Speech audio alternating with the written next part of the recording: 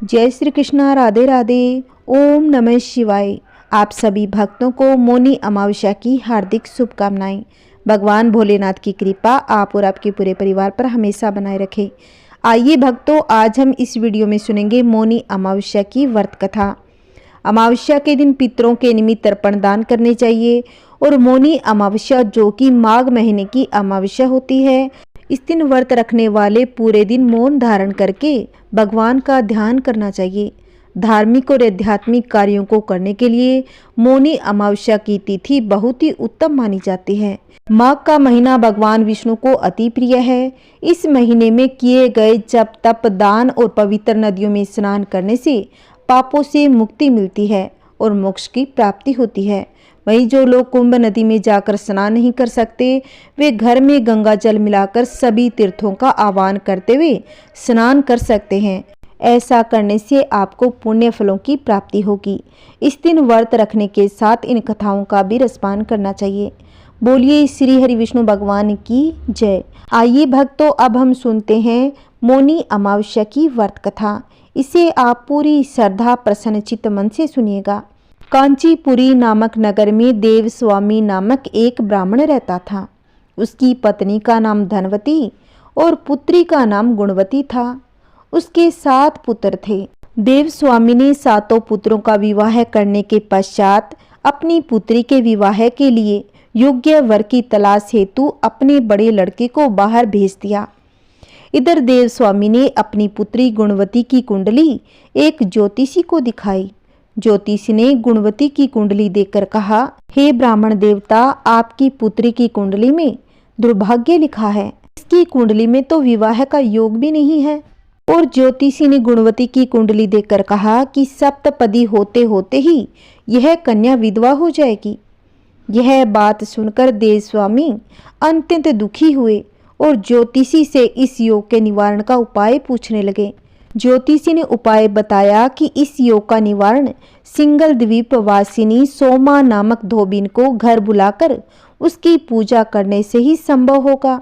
यह सुनकर देव स्वामी ने अपने सबसे छोटे लड़के के साथ अपनी पुत्री को सोना धोबिन को घर लाने के उद्देश्य से सिंगल द्वीप जाने के लिए रवाना किया। वे दोनों समुद्र तट पर पहुंचकर समुद्र पार करने का उपाय सोचने लगे। समुद्र बहुत ही विशाल था, लेकिन उन्हें कोई उपाय नहीं सूझ रहा था। थक हार कर दोनों भाई बहन भूखे प्यासे एक वट वृक्ष की छाया में उदास होकर बैठ गए। जिस वृक्ष की छाया में दोनों भाई बहन बैठे हुए थे, उस वृक्ष के तने की एक कुएं में गिद्ध के बच्चे रहते थे। वे दिन भर इन दोनों को परेशान होते हुए देख रहे थे। शाम को बच्चे की माँ उनके लिए कुछ आहार लेकर आई, उन्हें खिलाने लगी, लेकिन गिद्ध के बच्चों ने कुछ नहीं खाया और अपनी माँ से कहा, इस वृक्ष के नीचे आज सुबह से ही 2 भूखे प्यासे प्राणी बैठे हैं। जब तक वे नहीं खाएंगे, हम लोग भी नहीं खाएंगे। बच्चों की बात सुनकर उनकी माँ गिद्धनी को दया आ गई। उसने दोनों प्राणियों को देखा और उनके पास जाकर कहा, आपकी इच्छा मैंने जान ली है, आप लोग भोजन करें। कल प्रातः मैं आप लोगों को समुद्र पार सोना धोबन के घर पहुंचा दूंगी। गिद्धनी की बात सुनकर उन दोनों भाई बहन की चिंता थोड़ी कम हो गई। दोनों को अत्यंत ही प्रसन्नता हुई। उन दोनों ने गिद्ध की माँ को प्रणाम कर भोजन किया और प्रातः होते होते गिद्ध की माँ ने उन्हें सोमा के घर पहुंचा दिया। वे दोनों पास ही के जंगल में झोंपड़ी बनाकर रहने लगे। उन्होंने अपनी सेवा से सोमा को प्रसन्न करने का निश्चय किया। वे प्रतिदिन सुबह अंधेरे में उठकर सोमा का घर झाड़कर लीप पोत दिया करते थे।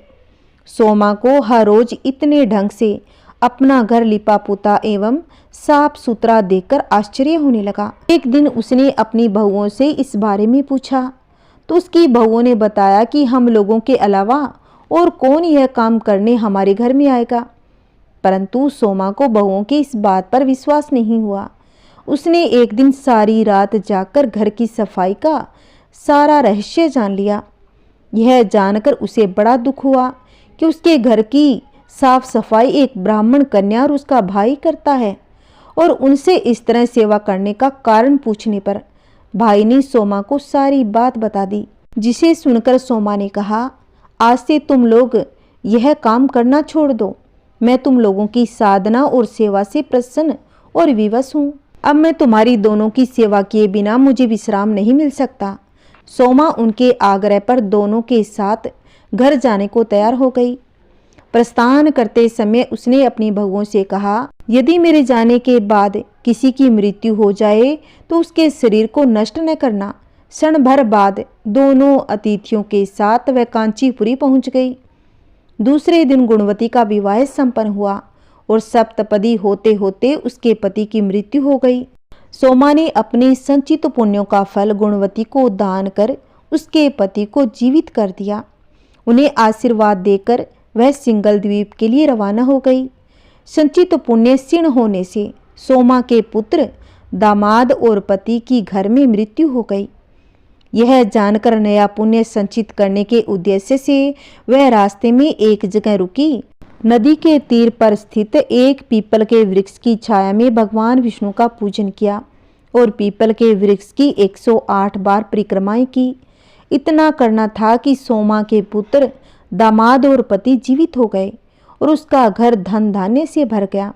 इस प्रकार निष्काम भाव से सेवा करने का उत्तम फल सोमा को प्राप्त हुआ। जो भी भक्त मौनी अमावस्या का व्रत रखते हैं और इसकी व्रत कथा सच्चे मन के साथ सुनते हैं तो भगवान विष्णु का आशीर्वाद उनके ऊपर हमेशा बना रहता है। बोलिए विष्णु भगवान की जय। आइए भक्तों, अब हम सुनेंगे अमावस्या माता की कहानी। किसी गांव में एक सास और बहू रहती थी। वो दोनों अकेले रहते थे। उनका बेटा विदेश में कमाने के लिए गया हुआ था। सास और बहू बहुत ही अच्छे से रहते। दोनों में बहुत ही प्रेम था। दोनों एक दूसरे की देखभाल किया करती थी।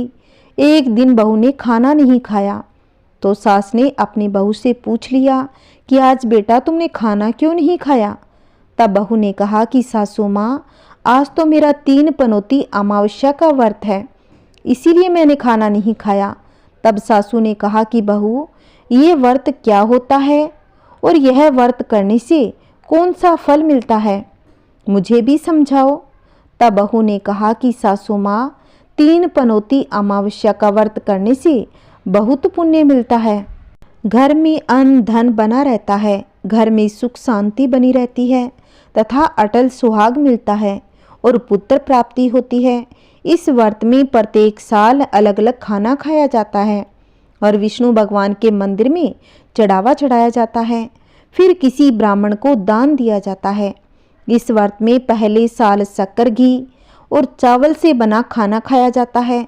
पहले साल व्रत पूर्ण होने के बाद 1.25 किलो चावल और 1 कटोरी घी तथा 1 कटोरी शक्कर का दान किसी ब्राह्मण को दान दिया जाता है। दूसरे साल जो घी और शक्कर से बना खाना खाया जाता है।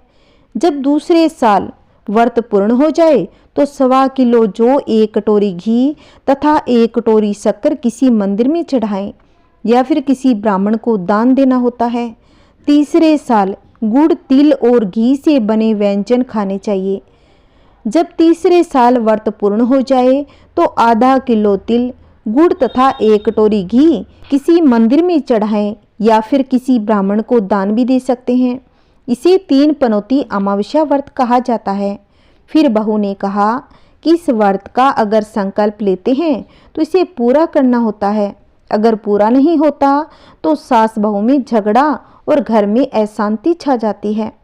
तब सास ने कहा कि मेरी तो उम्र हो गई, लेकिन तुम यह व्रत करो, और बहू यह व्रत आरंभ कर देती है। लेकिन एक दिन बहू ने किसी के कहने पर गेहूं से बनी रोटी खा ली और अमावस्या माता बहू पर नाराज हो गई। जो सास बहू बहुत ही प्यार से रहते थे, इन दोनों में झगड़े होने लगे। सभी गांव वाले भी आश्चर्य में पड़ गए, ये सब क्या हो गया, सास बहू में झगड़े कैसे होने लगे, यह तो दोनों बड़ी प्यार से रहती थी। सास अपनी बहू से कहने लगी, तुम जब से हमारे घर में बहू बन के आई हो तब से हमारे घर की लक्ष्मी चली गई, तुम हमारे लिए शुभ नहीं हो। तब बहू ने कहा, आपके घर की लक्ष्मी चली गई तो कहाँ मिलेगी, मुझे बताओ, मैं लक्ष्मी को लेकर जरूर आऊंगी। तब सास ने कहा कि लक्ष्मी तुमको समुद्र के बीच में भगवान विष्णु के पैर दबाते हुए मिलेगी। तब बहू यह कहकर चली गई, जब तक माता लक्ष्मी को लेके नहीं आऊंगी तब तक इस घर में पैर नहीं रखूंगी। इतना कहकर बहू लक्ष्मी की खोज में निकल जाती है। जब बहू लक्ष्मी को खोजने के लिए निकलती है तब उसे बीच रास्ते में एक गाय माता मिलती है। वो माता बहू से पूछती है कि बेटा, आप कहाँ से आई हो और कहाँ जा रही हो? तब बहू ने अपना परिचय देते हुए कहा कि हे गाय माता, मेरी सासू मुझे कहती है कि मेरे आने से उनके घर की अन्न धन की कमी हो गई, उनके घर की लक्ष्मी चली गई, तो मैं तो लक्ष्मी को लेने जा रही हूँ। तब गाय माता ने कहा कि हे बेटी, अगर तुम जा ही रही हो तो भगवान से मेरे बारे में पूछ लेना। तब बहू कहती है कि ठीक है, पूछ लूँगी, पर गाय माता आपके बारे में मैं क्या पूछूं?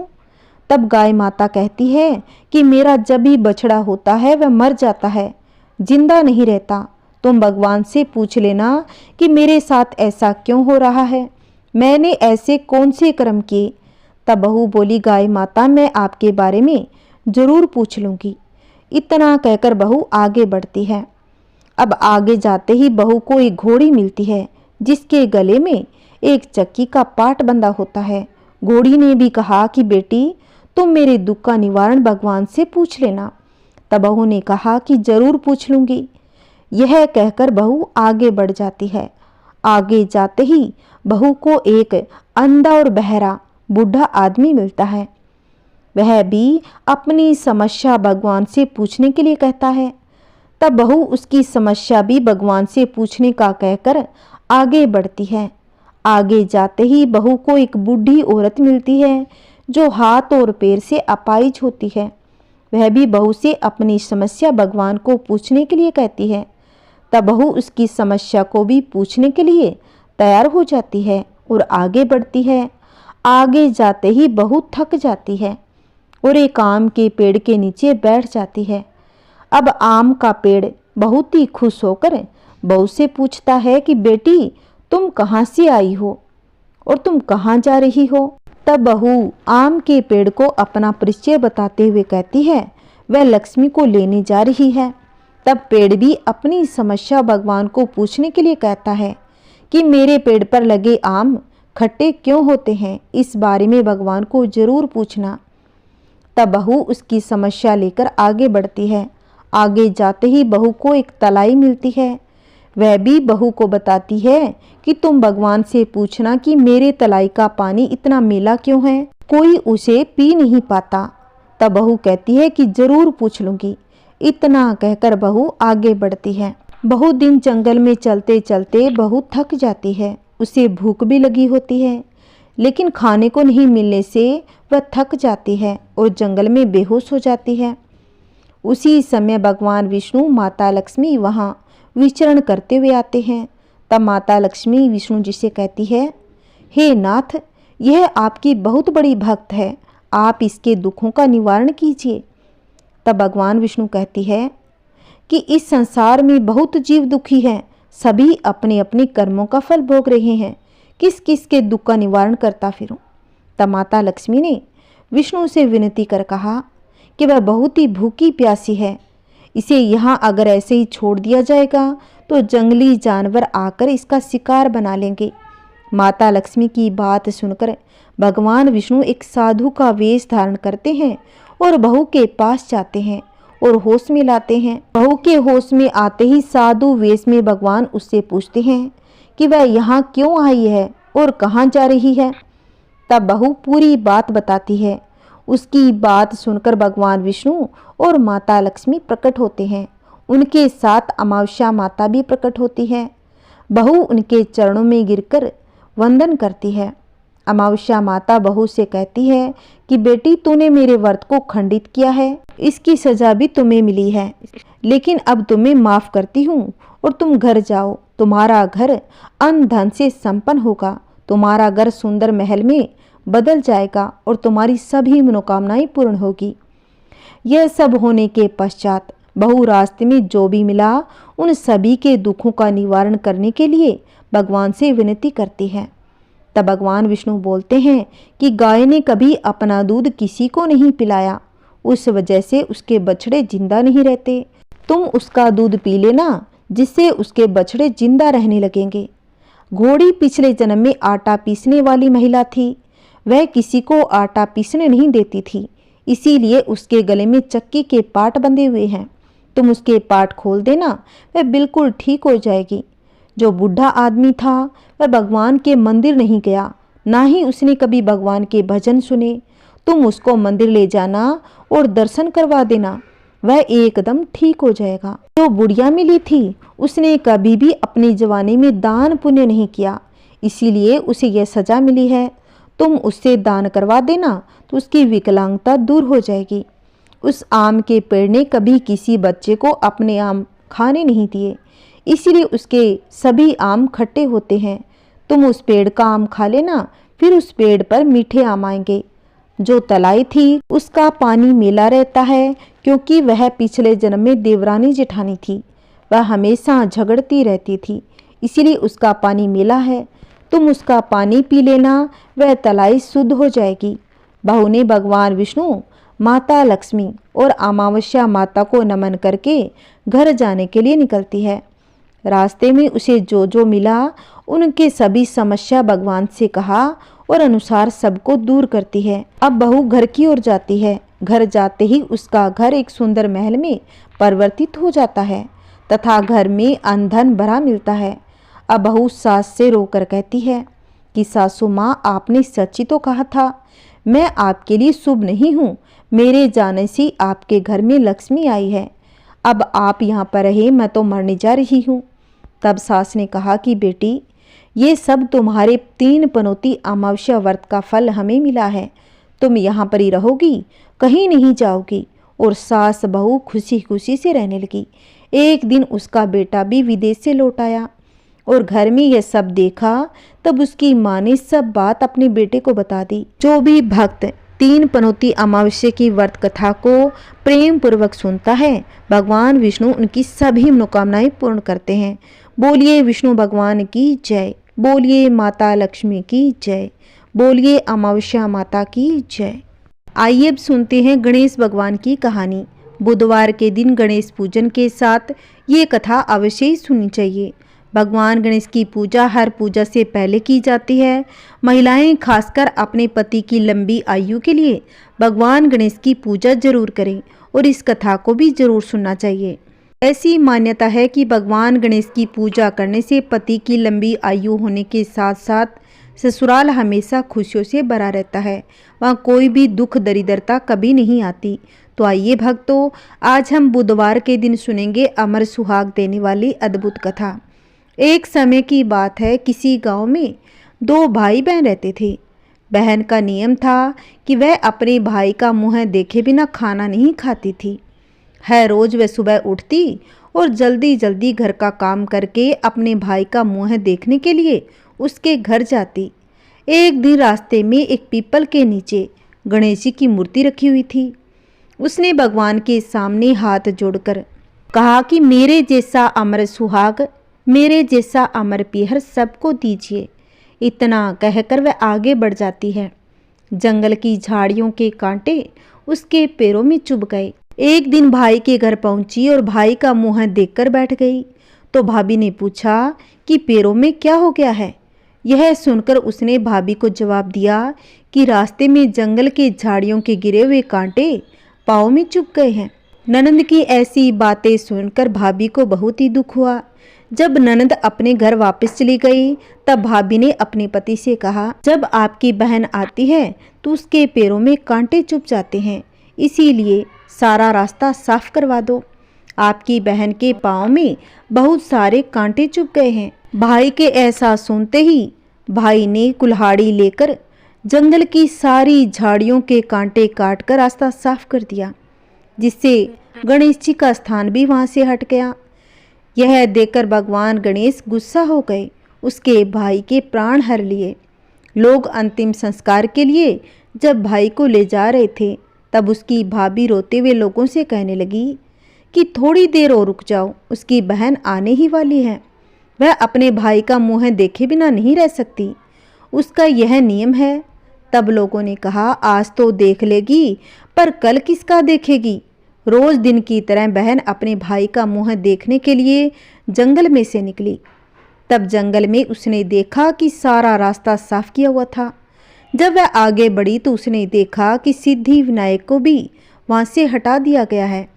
तब उसने जाने से पहले गणेश जी को एक अच्छे स्थान पर रखकर उन्हें स्थान दिया और हाथ जोड़कर बोली कि भगवान, मेरे जैसा अमर सुहाग और मेरे जैसा अमर पीहर सबको देना। इतना बोलकर आगे निकल गई। तब भगवान सोचने लगे, अगर आज मैंने इसकी नहीं सुनी तो कल को हमें कौन मानेगा, हमें कौन पूछेगा। तब विनायक जी ने उसे आवाज़ दी कि बेटी, इस खेजड़ी की 7 पत्तियां लेकर जा और उसे कच्चे दूध में घोलकर भाई के ऊपर छींटा मार देना, वह उठकर बैठ जाएगा। इतना सुनकर जब बहन पीछे मुड़कर देखा तो वहाँ पर तो कोई नहीं था। फिर वह सोचने लगी कि ठीक है, जैसा सुना है वैसा कर लेती हूँ, मेरा इसमें क्या जाता है।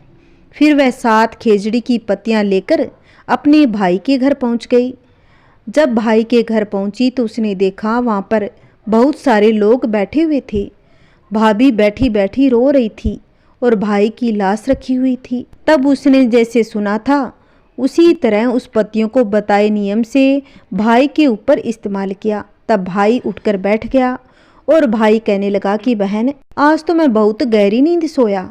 तब बहन कहने लगी कि भाई, ऐसी नींद किसी दुश्मन को भी ना आए। और उसने अपने भाई को सारी बातें बता दी।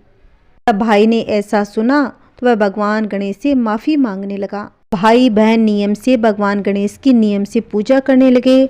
जैसी भगवान ने बहन की सुनी वैसे भगवान सबकी सुने। कहानी कहते, कहानी सुनते, हुंकार भरते, सबके घर में सुख शांति बनी रहे। बोलिए गणेश भगवान की जय। आइए भक्तों, अब हम सुनेंगे आरती।